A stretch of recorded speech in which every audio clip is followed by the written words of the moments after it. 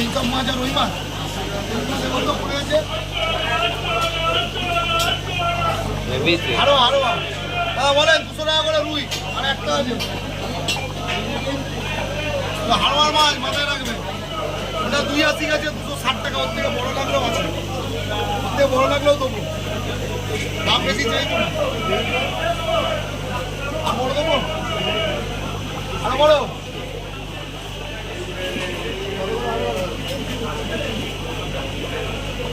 280 দিচ্ছি বললাম তো 60 টাকা দিচ্ছি কিনতে হবে